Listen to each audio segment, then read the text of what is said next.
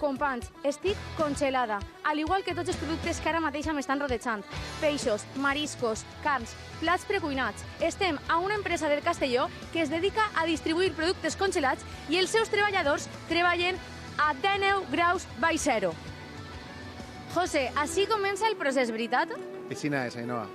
I com és? Arriben els productes? Bueno, lo primer que fem és revisar l'albarán, veure que el que hem demanat coincidís en la quantitat de caixes i la qualitat i sobretot controlem la temperatura del producte que ens arriba perquè en cap cas perdi la cadena de fred. Treballem en molls en abrigo, que el que estan evitant és que se perdi molta temperatura i intentar fer el procés de descàrrega el més ràpid possible. José, així ja estem a entre 20 i 22 graus baix zero. Exactament, així el que evitem és que se perdi la cadena de fred i el producte no té que baixar mai de 18 graus baix zero. Entonces, l'ubiquem el més ràpidament possible en els huecos que tenim assignats per cada producte segons la rotació que tinguen. I quins són els productes que més estan demandant i per tant més estan consumint en aquestes dates? Bueno, sobretot en Nadal, la gent sempre pregunten per el marisc, quina taula no n'hi ha marisc estos Nadals.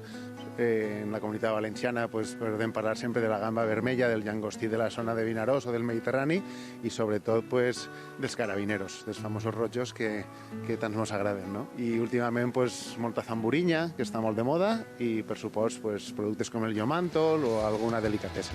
Ja ho vegeu, això s'ho menjareu calentet, però és molt important mantenir la cadena de fred.